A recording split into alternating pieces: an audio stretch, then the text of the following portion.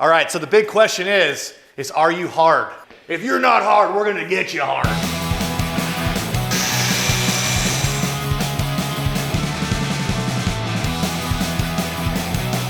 You're on your own, okay? I'm not saying you should or should not be doing this yourself, okay? You may or may not have a jig. You may or may not even have a table, okay?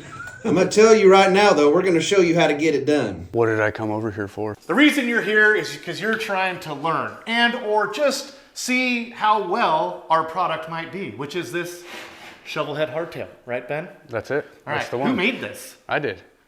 Ben did. Well, Pucky made it too. Pucky helped as well. I'm the freaking... So you're here because you probably have a frame that is lacking, like this one. It just doesn't quite have the length or maybe even the girth. So, God damn it. So here at Krispy, we know how to make it a little longer and a little harder, right? With our Krispy Hardtail. Shovelhead. Shovelhead Hardtail. As this man likes to. This one's the correct me. Shovelhead one. Because we have two. We have an Evo one and a Shovelhead one. If it's Shovelhead you're doing, or if you might have Big Twin Evo or want to do it in the future, go check out that video right there. So in this video also, you're going to be able to look below and you're going to see we've segmented it out. So if there's any particular point in which you want to figure out how to do your hardtail, you just need to figure out where it gets cut, how it gets set up, all that, go ahead and do it. Also today, Ben will be installing this hardtail on the table because we claimed that you can do this without a frame fixture like this one right here. Yeah, we're trying to show that you can do this at home, super easy, as long as you can weld and sand. If you're not super confident in your welding skills, please hire a professional. Please. Like this guy right here. Also hire me, yeah, even better. Yeah. We are also for hire. We do this as a service. We will install your hardtail. We'll even set up your rear wheel. We'll put on a brake. We'll set up a gas tank. We will do a rear fender. Yeah. We'll even do a front end. We'll set you up into a roller if you really need that. That's where we do it. But we also stop at that point because we want to empower you guys to build your choppers. We don't want to do it all for you. Not everybody should be putting their hardtail on because if it's not done correctly, it can be Deadly. Yes. Very dangerous. This isn't the deadliest catch. This is chopper stuff. Yeah, this isn't Orange County's deadliest catch. You know, this is Grass Valley's best way to put on a hardtail. So this frame in particular is a customer's frame. He brought it to us. It's a 1968. He's building a bike. I don't think it was a completed bike. He's piecing something together, so he found a chassis. He's got a generator motor and all this stuff, but he obviously wants to build a chopper, needs it hardtailed, so he's having us do that. We are also mounting a fender, setting up his juice drum rear wheel because we're adding a juice drum tab that we also sell on our website. Yeah, and we're gonna set up his Springer front end, make sure everything's spaced, ready to go, and he will be picking up this bike as a roller, taking it home, putting that bike together, doing his deal, getting them knees in the breeze. Back to this dog. This dog is amazing. Is he not the best? Best dog, like, He's so good. can we scrap this hardtail idea and just make a dog video? He doesn't want to look exactly into the camera because it's just not his style. This is called a Jimmy ball. Oh, that's a good ball. We return you now to your regularly scheduled program. Got stuff to splain. I've said it in every video, and I'm serious. Put your fucking safety glasses on. So now we're ready to make our marks and cut. This is pretty straightforward on these. You're gonna be cutting through welds. You know, Harley's tolerances isn't that great. They're kind of all over the place. So you might end up having to trim it later, or you might have a little bit of gap to fill. Make sure that you look at all the language on our website. So you'll go over to the hardtail page. We have a ton of language here. Where you're really gonna wanna check is the last few photos where we have these diagrams of where to cut and where to measure from to mark your cut lines. And then also coming soon, or by the time you see this, We got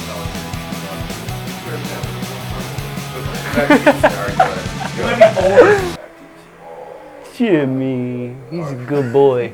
He smiles too when he's happy. Okay, so what I was saying before Jimmy so rudely interrupted You can go to our website to the product page, download the PDF installation guide of this hardtail, which goes through each step in this video. We can try that again. We return you now to your regularly scheduled program. You want to cut basically through the edge of this weld right here as close to this piece as possible.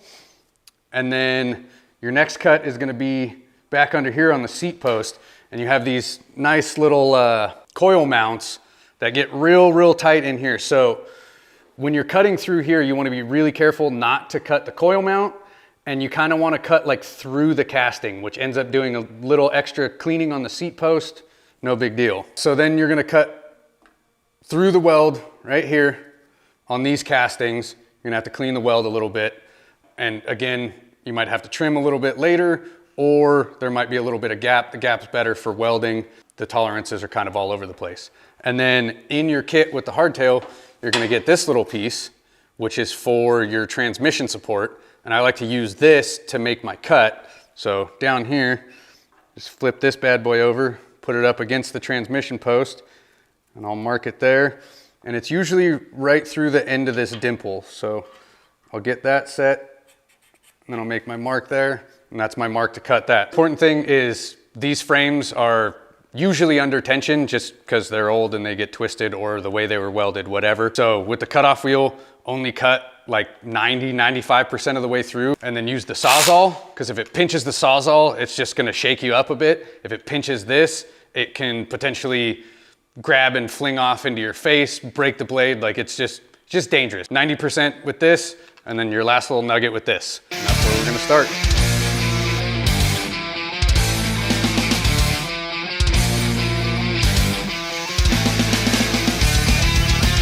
We've got everything cut mostly through.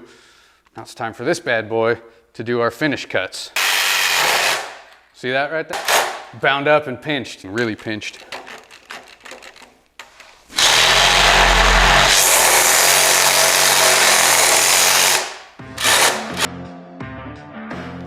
Yeah, that thing sprung like crazy. Sketchy. Yeah, there it is. If you want a hardtail, you gotta go to crispychoppers.com. It looks like this. Hey, look at that guy. Beautiful Ben. Beautiful Ben. Dude, that's the same guy that's doing the magic back there. That I didn't is. know I was amongst stars back here. Dude, unrecognizable, right? Yeah, we got a big graveyard full of these bad boys, and we're gonna save them to when you guys get older and you decide you don't want a hardtail anymore because your back hurts. So we'll put the swing arm back on for you. Save both of you, save it. Next step is cleanup, because as you can see, sometimes these cuts don't come out super square. So you want to square off all your spots, and then anything like on here and on the seat post that has weld material still, bring it down to its tubing. Here, and here where slugs are going in, you want to clean out all the rust and get everything you can out of there. Last thing would be get all the paint and powder coat off anywhere that you're going to be welding, so that way you can get a clean weld. Dude, this guy just said, here he comes. Is Dirty Ben telling you how to clean stuff? 15 more minutes, so let's get this going here. There's that clock right there. Yeah. I was gonna say that probably doesn't have batteries, dude.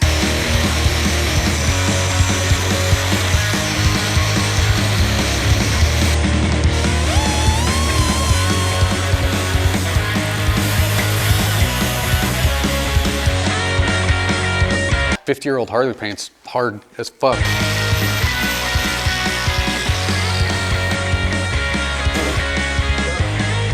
Yeah, it's done now. That's all you need. So now we're all cleaned up where all the joints are gonna go. Now we're gonna get it set up to do the mock-up with the hardtail. Getting it on the table with a little gap underneath here, so that way we can slip the hardtail on and off. So I'm gonna do a dry fit mock-up just to make sure everything fits in. Then we're gonna drill our holes for our rosette welds, and then we're gonna do a final assembly, make sure everything's straight, get all our measurements for that, and then we're gonna weld it up. Your kit will come with these little slugs here, and these should go boop right in there. Fill it back up with weld material so that you can burn into the slug. So rather than having just the butt joint, you get slug, butt joint, slug, Just keeps everything real nice and tight.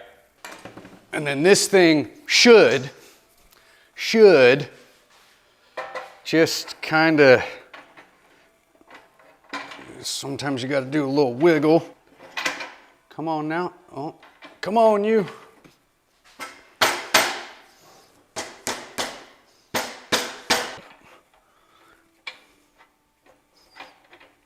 Might have missed a little bit of cursing, motherfucker.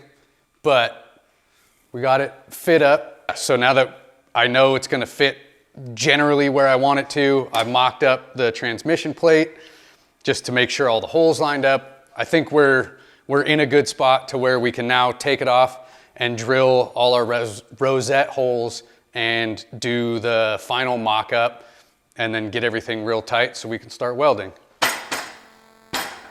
Rosettes are drilled. Now we gotta clean out this burr so that our slugs fit again.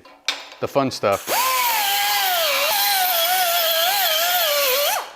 It's lunchtime here at Krispy, so that means it's time to inspect your joke of the day. Oh God, all right. Nice segue. So this guy goes into a library and he walks up to the desk with the librarian and he says, can I have a cheeseburger?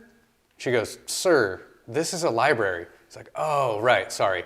Can I have a cheeseburger?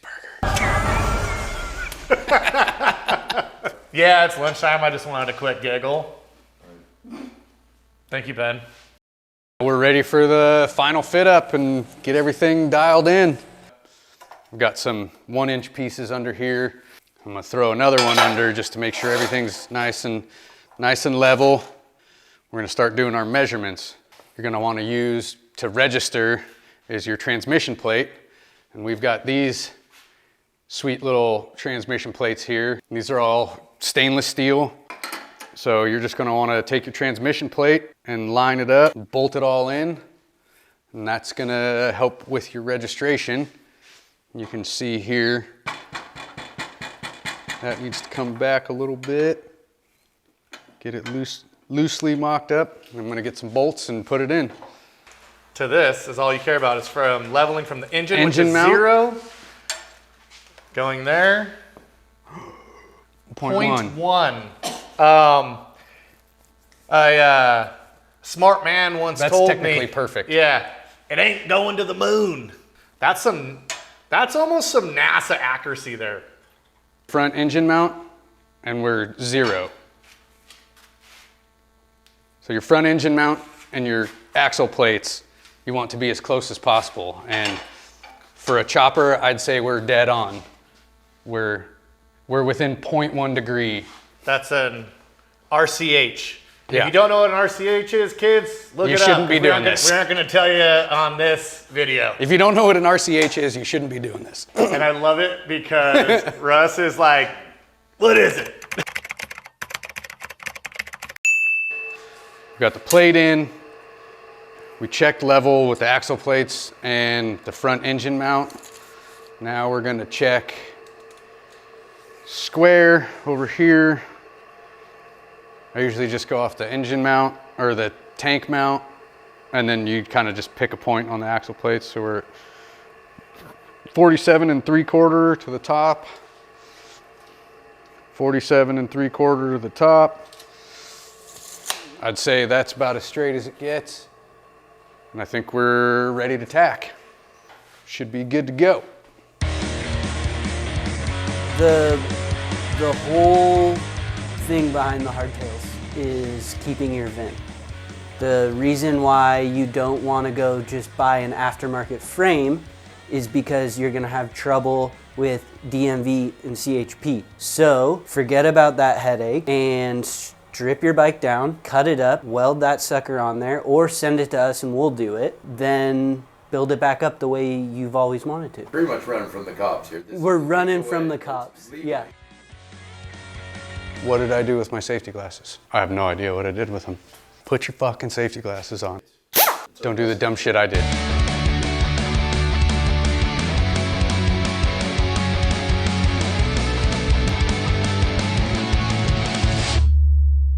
Double check your measurements just to make sure nothing moved too much. Sometimes when you tack, like something will move And then before it's full welded, it's good to just, you know, if you have to cut tacks out, whatever. But if you have to cut the whole thing out, then it's a problem. It's time to full weld. So I'm gonna weld everything I can reach while it's sitting right here. Once I get everything wrapped that I can reach, I'm gonna pull the transmission plate and put my transmission support in there. And then after that, I'm gonna unclamp it, and that way I can roll it, get the bottom, and then we'll clean it up.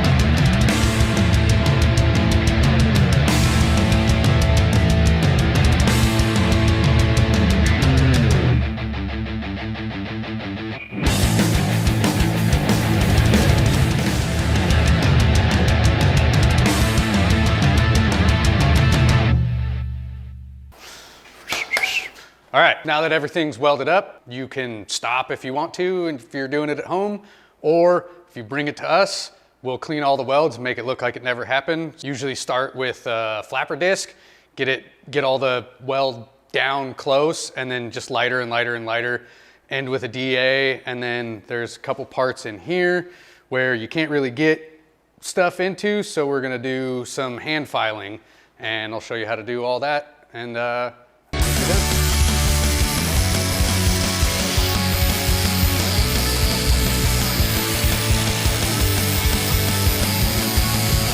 all up in there.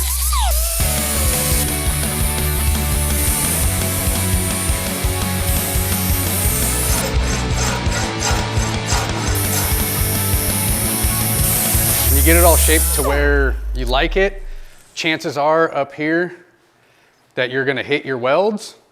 It's just a thing that happens when you're trying to get this thing shaped out nice. So after you hit the welds, you DA everything, get everything cleaned up. I like to go back through and just wash over that weld.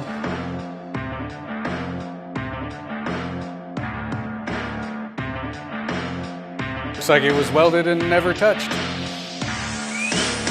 There you have it, all done. As you can see, magic. This is now a roller. We all know the best looking choppers are hardtail choppers. And this obviously cleans up that whole back end. So instead of having all the craziness and a swing arm that's for your dad or your grandpa because their backs are old and don't work well, yours is still young and vibrant and ready for abuse. That's why you do a hardtail. Obviously with this one, with the cast stuff, people are gonna confuse your shovelhead frame with a panhead frame. Like, well, is that a panhead frame? And you're gonna be like, nah, dude. It's a shovelhead frame with a Krispy Hardtail on it. Just fake it till you make it, dude, because panheads are hard to find, they're expensive. So turn your old shovelhead into the next best thing. That's a wrap. We should call this video Fake It Till You Make It. Fake it till you make it. The whole video is just gonna be pop-up. Bing! Bing! Right there. Oh, damn it. It's a lot of fluff, dude.